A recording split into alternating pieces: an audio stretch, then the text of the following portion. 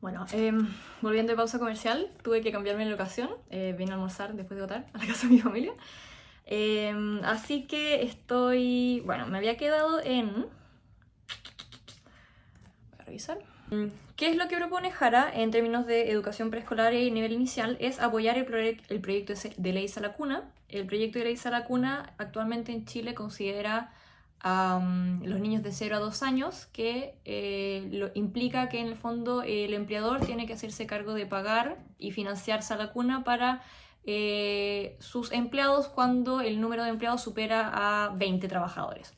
Uno de los problemas que tiene esta ley es que en el fondo, como es un costo que está asociado al empleador, lo que hacen muchas organizaciones es contratar hasta 19 trabajadores, dejando a estos empleados sin posibilidad de cuidado de sus hijos, y además también tiene como, o sea, cientista política no soy, pero en el fondo un impacto que esto tiene es como se evita la contratación de personas, entonces tampoco es como que se disminuye, o sea, no hay un aumento de empleo en el fondo. Entonces hay ciertas problemáticas implicadas como con la ley actual. Entonces, ¿qué es lo que propone Jara? Apoyar el proyecto como un seguro social. Y de esta misma problemática hablan Matei y Kast. La diferencia acá, bueno, Jara plantea como un financiamiento estatal de Sala Cuna con colaboración del empleador. Matei también está apoyando la Sala Cuna Universal con un financiamiento también de parte del Estado con el empleador. Y Kast también está de acuerdo con apoyar el proyecto de Sala Cuna Universal. La diferencia es que Kast propone que sea algo financiado por el Estado. Le quiere dar un mayor énfasis al financiamiento estatal. Que yo lo percibo desde, como siendo un poco el personaje de Kast, como una forma, bueno, y también lo dice en realidad en la entrevista, como una forma de disminuir el peso económico a las empresas. Bueno, acá igual me llamó la atención la propuesta de Kast. La problemática quizá está como efectivamente en que es un costo grande que sea el Estado quien se hace cargo económicamente de la Sala Cuna. Y acá yo me puse a averiguar un poco de cómo funciona en Australia. En Australia, el financiamiento de Sala Cuna sí es un sistema mixto, que es como lo que propone Jara y Matei, proponen un sistema mixto, en el fondo Estado más empleador. En Australia funciona como sistema mixto, pero a través de subsidios. Entonces lo que hace el Estado es que subsidia a las familias dependiendo, por ejemplo, del nivel de vulnerabilidad social, etcétera, y los apoya para que puedan pagar, para que puedan tener acceso a educación inicial. Ahora bien, en Australia la verdad es que, si bien es un referente en educación, la educación inicial está en crisis en Australia. De hecho, hay mucha falta de educadores iniciales, por eso yo también estoy trabajando en educación inicial, porque se ha abierto mucho la posibilidad de que quienes quieran trabajar en infancia temprana lo puedan hacer, entonces a través de distintas capacitaciones. Hay muchos bonos. Yo de hecho estoy trabajando en este minuto, se ofrece financiamiento estatal de capacitación. O sea, yo estoy en este minuto estoy estudiando un certificado financiado por el gobierno, porque tengo residencia. Entonces ofrecen a los residentes y a los australianos entrenarlos. Es como que las políticas que han tomado respecto a la infancia es formar más profesionales. Entonces yo en este minuto estoy estudiando financiado por el Estado. Y de hecho también tengo un bono que me van a dar a final de año de incentivo económico. Entonces eso ha sido como una de las problemáticas acá en Australia. Pero como decía, la educación inicial acá está en crisis. Entonces tampoco siento que sea un referente, como el mejor referente en términos de sistema de educación inicial. La educación primaria y secundaria sí es mejor vista internacionalmente. Bueno, volviendo al tema del financiamiento, Kast plantea esta idea de que sea financiado estatalmente, pero claro, en el fondo hay un tema de si es que efectivamente es sostenible, si es que puede ser el Estado quien se haga cargo. Volviendo a las propuestas de Jara sobre educación preescolar, ella plantea, bueno, aumentar la cobertura, o sea, construir más salacunas, nivelar al personal de Junji, Integra y los BTF, que en este minuto son los servicios financiados por el Estado o subsidiados, que son los que entregan educación formal inicial, y que actualmente tienen como diferencias de pago, como calidad de la formación. Entonces ella busca como que esa sea una de las formas para apoyar la infancia temprana. Y también quiere mejorar las condiciones laborales de los trabajadores que trabajan en infancia temprana, y específicamente ella habla sobre agregarle un valor a llevar al niño al jardín infantil.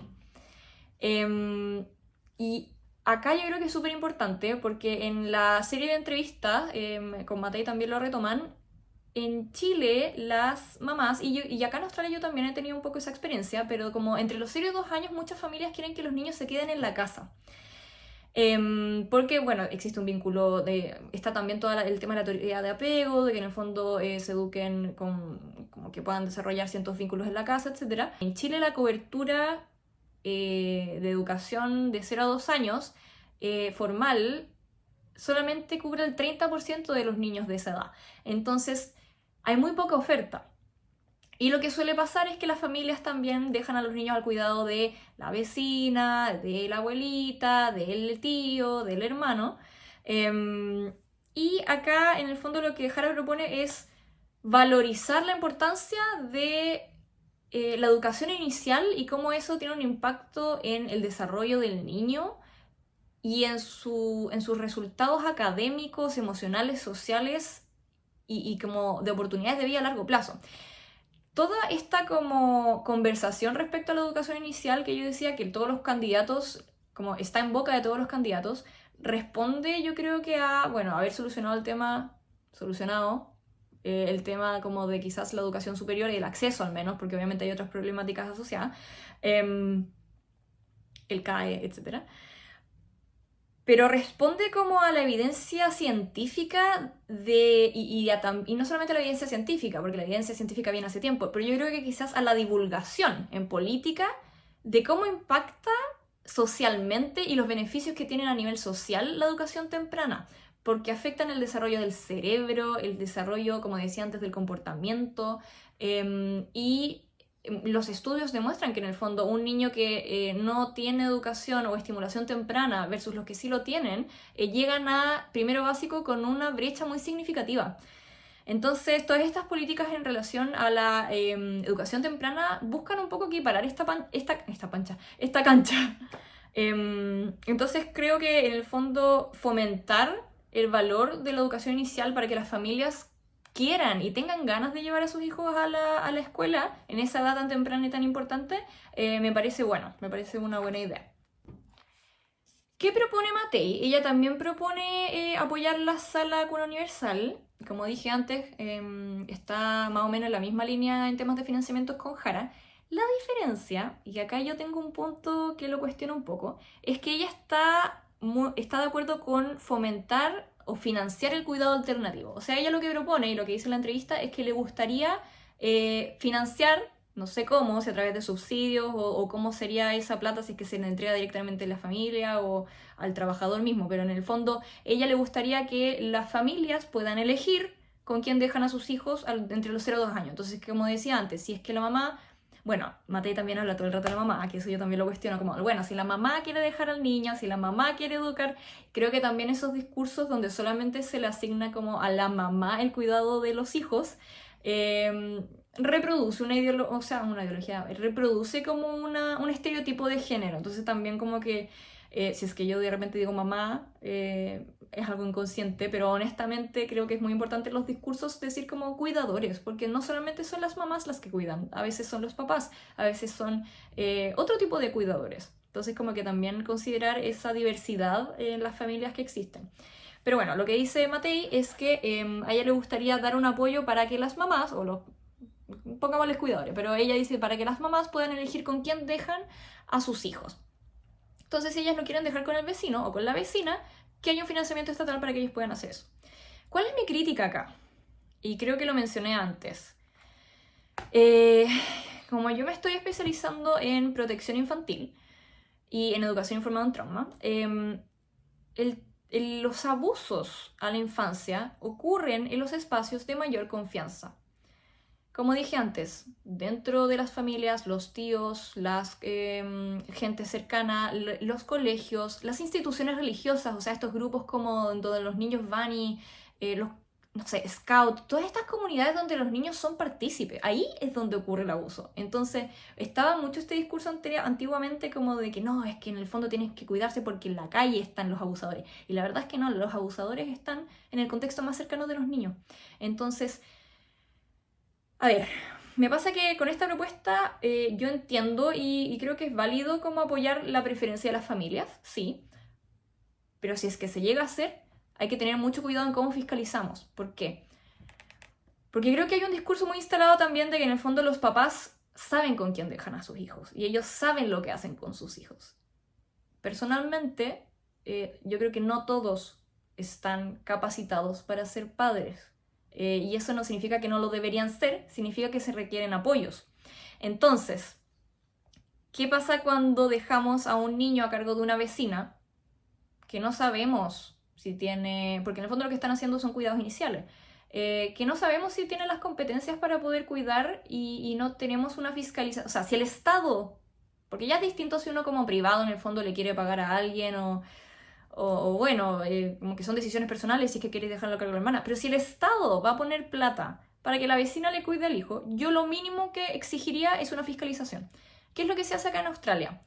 Existe un sistema de Blue Card, que en el fondo es un registro que está pensado para como tener un registro de quienes trabajan con niños. Es que tú generas un abuso, te quitan la Blue Card y ya no puedes seguir trabajando con niños. En Chile creo que lo que más se asemeja a lo que existe es como el documento que es como la inhabilidad para trabajar con niños. Tú de repente, yo al menos en la experiencia que he tenido cuando entras a trabajar en organizaciones con infancia, te piden que tú tengas un certificado de inhabilidad para trabajar con niños, que en el fondo que no tengas un registro de abusos, etc. Yo lo que quizás, una idea que pienso es que si es que el Estado va a financiar a personas como familias, vecinos, etcétera, que cuidan a los niños, que al menos se les exija como un certificado de que no tienen antecedentes. Y este pensamiento va como en la línea de el bienestar superior del niño, como creo que es una discusión constante que existe en Chile como en la libertad de elección de los padres y el bienestar superior del niño. Y personalmente yo creo que en términos de lo que es el bienestar superior del niño, hay que velar y hay que prevenir que pueda sufrir un abuso de personas que podemos pensar que no le van a hacer nada, pero que realmente las estadísticas indican que tenemos que ser precavidos y tenemos que intentar de prevenir. Dentro de la misma área de educación, después le preguntan a Jara cómo va a reducir la brecha de aprendizaje según el nivel socioeconómico. En el fondo muestran los datos Simpson que los colegios particulares tienen un nivel de resultados mucho mayor que los subvencionados y mucho mayor que los municipales, y que en el fondo es una escalera que depende finalmente del nivel socioeconómico, porque también a través de los recursos económicos es que se pueden generar mayores sistemas o estrategias o etcétera, como una educación de calidad distinta. ¿Qué es lo que propone ella? Bueno, ella habla de una actualización curricular, considera que existe un currículum muy tradicional que no profundiza mucho en las necesidades del siglo XXI. Y con esto ella se refiere como el tema del acceso a las tecnologías, y con el acceso ella habla como de cómo en el fondo podemos integrar la tecnología en la educación, que al día de hoy, si es que queremos avanzar socialmente, y también es un debate muy marcado en temáticas de educación, ¿qué hacemos con las tecnologías? ¿Cómo las integramos? ¿Las baneamos? O sea, las prohibimos hasta cierta edad, que es una problemática acá que se plantea también. Ella habla como que quiere fomentar en esta actualización curricular el pensamiento crítico, la ciudadanía, las habilidades socioemocionales, temáticas de sostenibilidad, alfabetización financiera, ciudadanía digital. Después ella plantea, bueno, anteriormente lo mencionó, pero como que el seguro escolar incluya la salud mental para los estudiantes, y si bien creo que no lo menciona en el debate, me puse a revisar un poco y ella está a favor de la educación sexual integral en las escuelas. En comparación con Matei, ella también habla de actualizar el currículum. Ella menciona que quiere incluir el tema de las emociones y la violencia en las escuelas, y también temáticas de salud mental, lo cual creo que está bastante alineado en ese sentido. Ambas candidatas plantean lo mismo. Y Cast, en esta temática, no habla particularmente de una actualización al currículum, pero sí habla sobre cómo incluir la tecnología y la capacitación a los profesores para que la tecnología pueda ser parte de cómo los niños aprenden. Él no está de acuerdo con que se le quiten, de hecho tengo entendido un proyecto de ley que ahora hasta cuarto básico los niños en Chile no puedan tener teléfono en las salas de clase. Él no está de acuerdo. Entonces él plantea que hay que poner plantea que hay que apoyar como la capacitación de los profesores. Ahora, cuando Cast habla de esto, no dice cómo. Si bien dice que hay que apoyar que a los profesores integren las tecnologías en la sala de clase, no plantea una propuesta concreta en cómo lo va a hacer. Si es que en el fondo va, después de la jornada laboral de los profesores, a hacer capacitaciones. O sea, algo menciona en ese sentido, pero no es muy concreto, al menos en la entrevista. No sé si quizá tendrá más en la propuesta la propuesta de gobierno. Y bueno, Jara, volviendo con el tema de las tecnologías, se habla harto también en las entrevistas respecto como al acceso a tecnologías entre las zonas rurales y urbanas. Que es un temazo también, porque en el fondo estamos hablando al día de hoy de cómo incluimos ChatGPT en las escuelas, pero en las zonas rurales a veces ni siquiera tenemos red 5G, que eso es lo que hablan en la entrevista de Jara. Entonces ella lo que propone, y Cass también lo menciona, de cómo podemos expandir esa cobertura, pero Jara tampoco profundiza mucho al respecto, lo menciona pero no profundiza tanto. Sí, después ella habla de que ya tienen un plan de fortalecimiento a 1000 escuelas que fueron muy afectadas por la pandemia. De hecho menciona como el monto concreto de 600 millones de pesos por cada escuela. Así que lo encuentro una propuesta bastante concreta y como que va enfocado a ciertos sectores más vulnerables. Y finalmente, dentro de lo que es la educación, le preguntan sobre la cifra de lectoescritura en Chile, que es bastante baja. Tenemos como también el impacto de la pandemia, esto no es parte de la entrevista en sí, pero sí el impacto de la pandemia tuvo como un retraso en el aprendizaje de la lectoescritura, pero el debate que más existe en Chile respecto a esto es que los niños efectivamente, bueno, la lectura tiene dos componentes muy principales. Uno es la decodificación, en el fondo entender que la L es una L y que se pronuncia L, y leer la palabra. Eso es la decodificación. En el fondo yo, por ejemplo, lápiz, lápiz. Eso es decodificación. Yo leo la palabra. Ahora, la otra parte de la lectoescritura, tiene que ver con la comprensión. Entonces, ¿qué está pasando en Chile? Que los niños logran decodificar, pero no entienden lo que leen. Y esto es súper importante. Y acá quizás me voy a detener un poco, porque en el fondo, en un mundo donde al día de hoy los niños no son solo consumidores de contenido, sino que también son productores. De hecho, incluso con las redes sociales, la lectura y escritura se transforman en herramientas, de leer el mundo, en el fondo, de poder comprender qué es lo que pasa. Y la que escritura viene a ser como también ese momento de transformación social, de producir algo que tenga un impacto. Entonces, si los niños logran leer, pero no comprenden y no pueden ser críticos con eso, estamos muy lejos de lo que yo mencionaba al principio, que es como la educación liberadora y transformadora, porque en el fondo tenemos niños que no van a ser capaces de ser críticos con lo que leen. Haciendo como ese pequeño paréntesis, me parece muy importante esta temática y, bueno, si bien lo menciona, Jara no plantea nada muy en concreto. Sí, bueno, plantea como que le gustaría tener un foco efectivamente en la lectoescritura temprana, inicial, pero también pone un foco como en los adultos analfabetos. Y bueno, un último paréntesis con esto es que en el fondo, cuando estamos hablando igual de la educación de los 0 a 5 años, los primeros 0 a 5 años son los más importantes para cuando un niño llega a primero básico tenga como mayor facilidad para aprender a leer y escribir. Entonces, si tenemos una brecha donde hay niños entre 0 y 5 años que no acceden a estimulación en ese sentido, se les va a hacer mucho más difícil el aprendizaje de la lectura y escritura formal. Entonces, también tiene que reconocerse ese impacto y aplicarse dentro de las políticas públicas. Matei, respecto a la lectoescritura, planteó, ya, y acá yo quizá la cuestiono un poco, porque ella habla de que dentro de Providencia tenían un programa de que en el fondo pusieron profesores particulares a los estudiantes y que los niveles de lectoescritura crecieron muchísimo, etc. Y ahí la Montserrat le pregunta si es que ella encuentra que esto es replicable a todo Chile y ella dice que sí.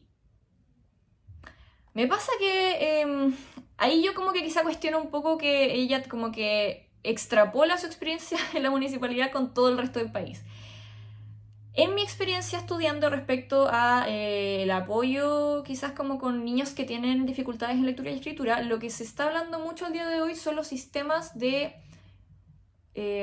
apoyo sistémico, que en el inglés es Multi-Tiered Support Systems, que en el fondo es que dentro de una misma sala de clase, primero se intenta hacer como una educación a ver, si en el fondo tenemos que todo un grupo de estudiantes particular, un curso en general tiene más dificultades en un área que otro, en ese curso se van a hacer o aplicar ciertas estrategias específicas dedicadas a apoyar a esos estudiantes. Si después nos damos cuenta, ya este es el nivel, creo que el nivel como más amplio. Después el nivel intermedio es como que ya, a ver, dentro de nuestra sala de clase nosotros identificamos que hay tenemos, sabéis que hay como 3 o 5 estudiantes que tienen una dificultad como más específica. Entonces ahí lo que se propone dentro de este sistema de Multi-Tiered Support System es que dentro de esa misma sala de clases existe una colaboración con otros profesionales que pueden apoyar a este grupo de estudiantes en esta temática específica. Y ya después tenemos a los estudiantes que cuando dentro de este nivel intermedio siguen necesitando más apoyo, se pasa a un apoyo particular. Entonces, cuando Matei habla como de esta idea de los profesores particulares, a ver, me pasa un poco como que chuta, o sea, si es que nos la pasamos financiando profesores particulares, entonces ¿para qué estamos con los profesores de la sala de clase? Me pasa un poco eso. Pero sí lo que le encuentro razón es que efectivamente hay niños que necesitan más apoyo. Y eso no lo podemos negar. Ahora, ¿cómo yo quizás me acercaría a estos apoyos? Es a través de este sistema, este modelo de sistema de apoyo dentro de la sala de clase. Y cuando se le pregunta a Cass sobre la lectoescritura, bueno, mencionan un poco como el impacto que tiene el no estar alfabetizado en la deserción escolar, y eso tiene un efecto tremendo en, como yo mencionaba antes, que los niños estén en las calles, que se involucren en carteles de droga, etc. Entonces, la verdad acá la propuesta que hace Cass es, bueno, traer de nuevo el silabario mate, sacar buenos ejemplos de otros colegios. Creo que se queda corto, siendo bien honesta. Porque él lo que plantea en el fondo que ya existen muchas estrategias de apoyo a la lectoescritura, pero cuando acá dice traer de nuevo el silabario mate, para mí se enfoca nuevamente como en la decodificación y no en la comprensión de la lectura, que es la problemática de la que estamos hablando al día de hoy. No es que los niños no lean, sino que no entienden lo que leen. Ya, y